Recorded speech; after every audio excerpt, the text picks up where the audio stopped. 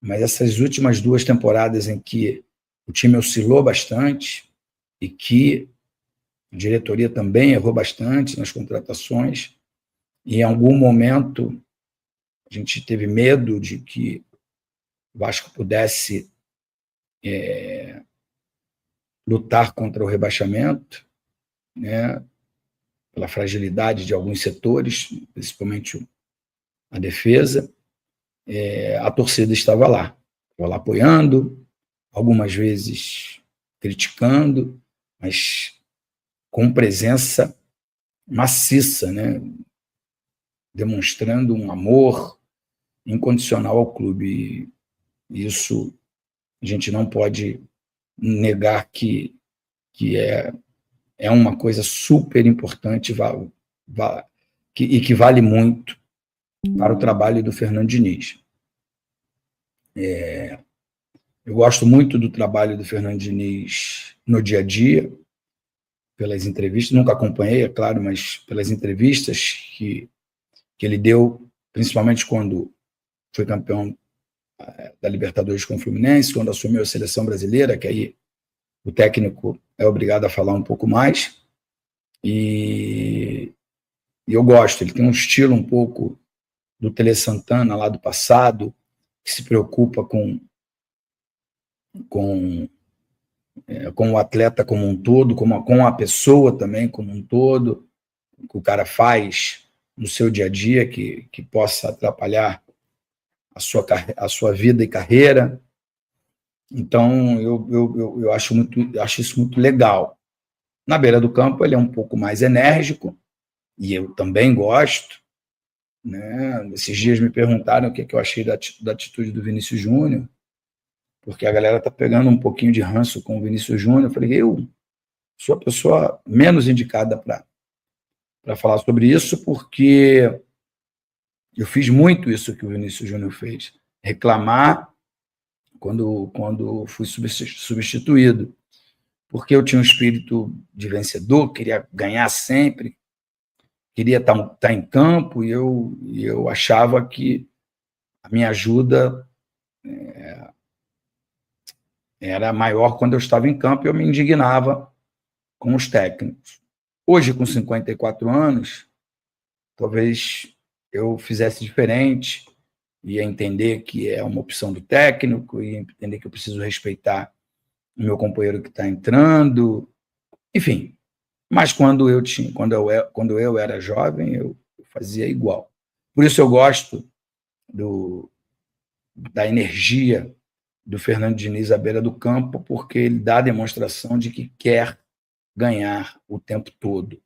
E o melhor, a gente só cobra de quem a gente acha que pode entregar. Então, ele acha que, sei lá, o jogador que ele pega no pé aqui e ali, ou uma outra hora, pode fazer melhor do que ele fez naquele momento.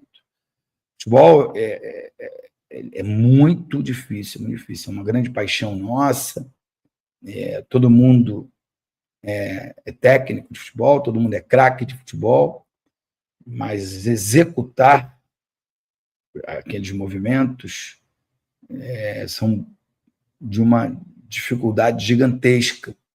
Às vezes você até pensa e o corpo não responde, às vezes o corpo está preparado, mas a cabeça não está legal, e às vezes não acontece. Como o técnico está do lado de fora e ele treinou exaustivamente aquelas execuções, ele fica bravo quando as coisas não saem quando ele quer. Então eu gosto, acho que o perfil é um perfil que tem muita cara do Vasco, ele fala muito bem do Vasco, ele diz que tem uma ligação muito forte, muito grande com o Vasco, e a torcida gosta desse tipo de atitude. Eu já trabalhei na televisão, esses programas, trabalhei muito tempo na televisão, né? Esses programas de televisão, pelo menos nos lugares que eu trabalhei, tem poucas recomendações, mas uma delas é que não seja um programa de opinião apenas, porque eu vou lá e dou a minha opinião. Na verdade, tem que ser um programa de debate. A gente vai debater aquele tema, então sempre vai ter um cara que vai falar bem, outro cara que vai falar mal, e por isso, muitas vezes eu vejo críticas ao Fernando Diniz por ele esbravejar do lado de fora do campo.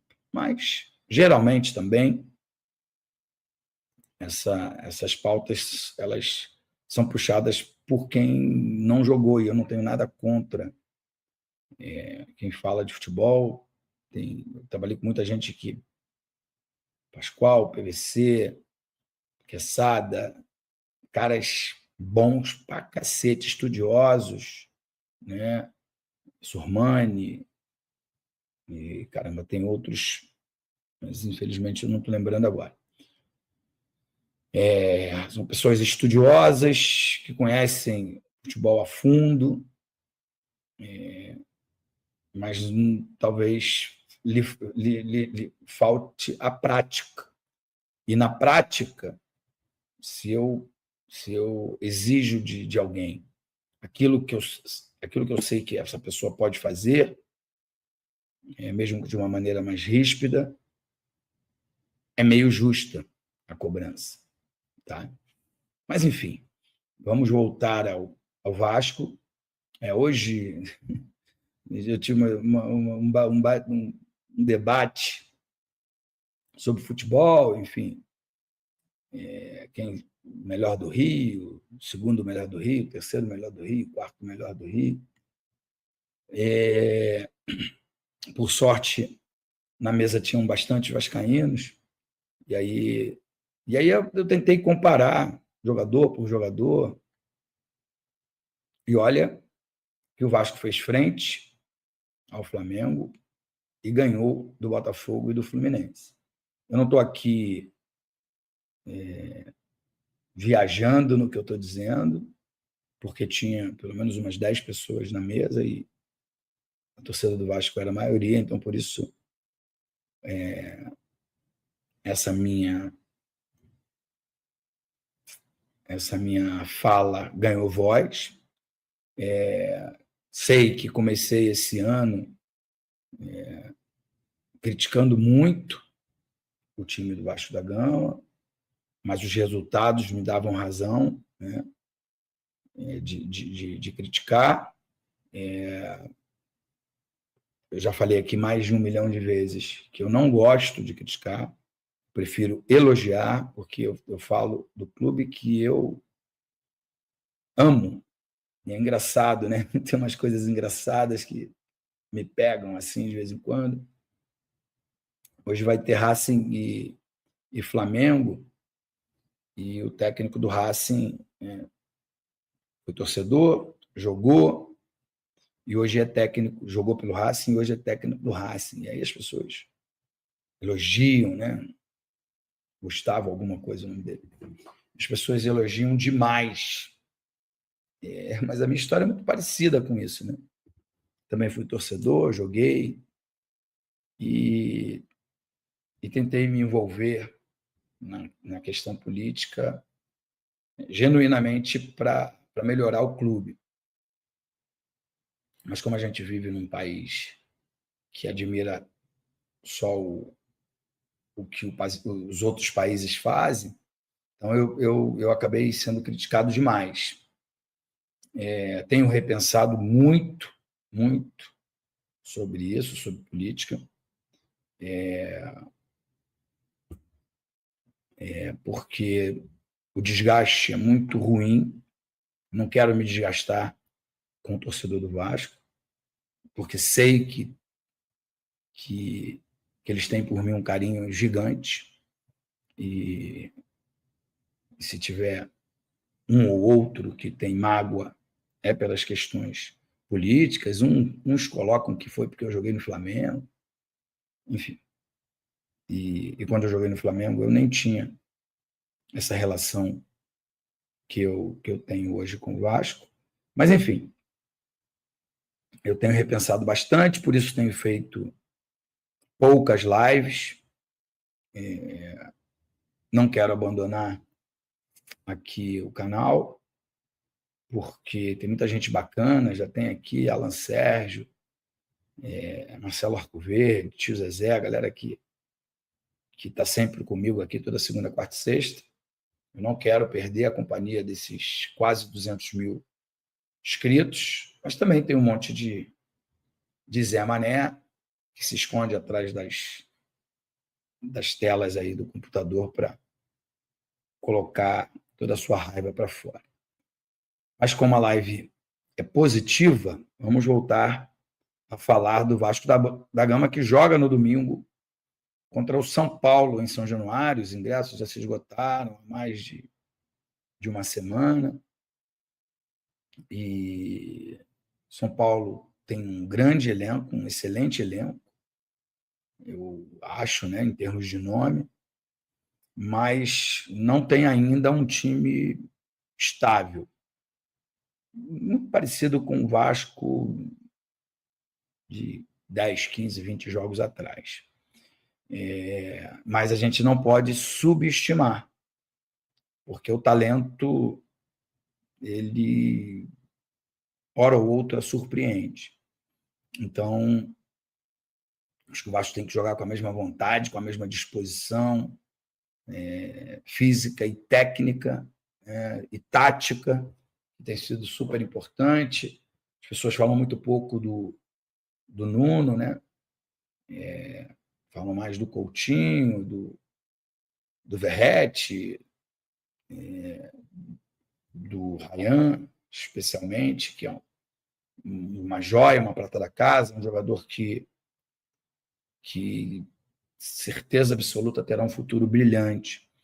Mas pouca gente fala do Nuno, né? O Nuno veio de um time pequeno, de Portugal, e chegou devagar, né? Na verdade, nem chegou devagar, porque chegou fazendo gol logo no Flamengo, acho que na sua estreia, no segundo jogo. Mas veio num pacote de jogadores que não jogaram, alguns até acho que já foram embora, o Lloyd já foi embora, o Garré acho que já foi embora também, se não foi, está lá e não tem espaço. Mas ele chegou devagarinho, foi conquistando o espaço dele e taticamente ele tem sido um dos jogadores mais importantes do time. E de vez em quando, devagarinho, vai lá e faz o seu gol. O Andrés Gomes, eu tenho certeza absoluta que se ele ficar no Vasco, nas mãos do Fernando Diniz, ele vai melhorar muito. Ele pode ser um dos destaques do Vasco se permanecer na próxima temporada, porque ele tem muitas qualidades, muitas valências, assim, tipo, tem o drible, tem velocidade, mas ele tem uma certa dificuldade de finalizar as jogadas, seja para dar o passe para um companheiro, seja para finalizar, para fazer o gol, tanto que ele faz poucos gols.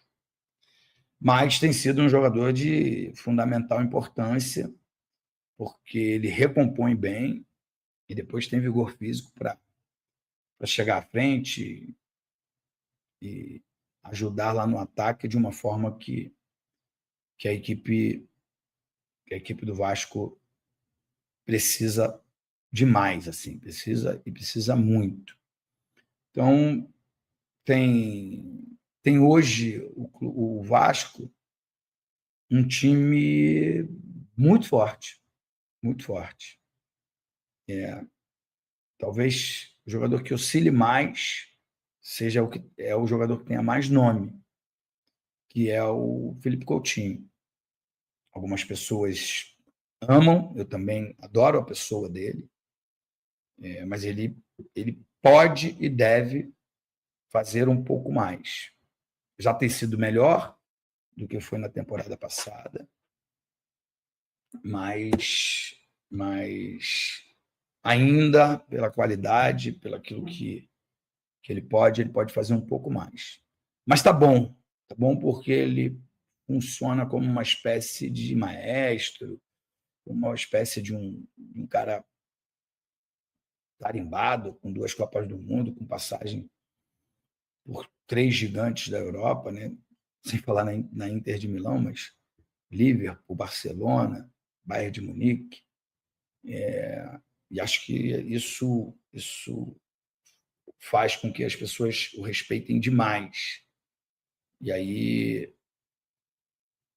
respeitam também a sua liderança dentro de campo, embora ele fale pouco, mas acho que eu não acho que a pessoa precisa gritar para poder ser ouvido.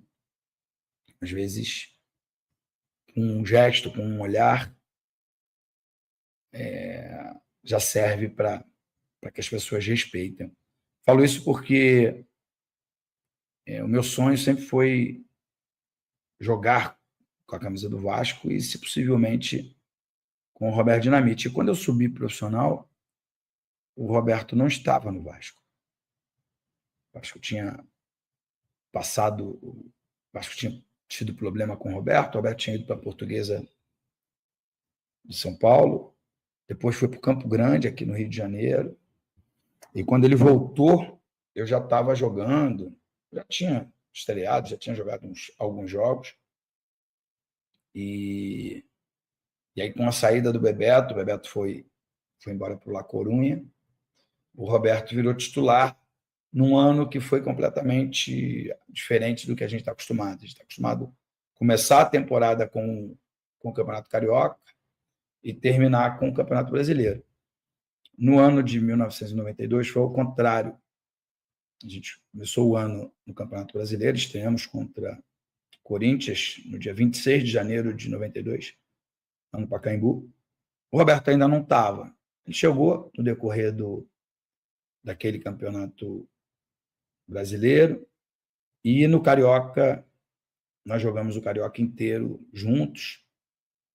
Tem alguns jogos emblemáticos assim. E a liderança dele era só com os olhos. Ele olhava e a gente respeitava. Um cara adorável, admirado por todos. O maior ídolo da história do nosso clube.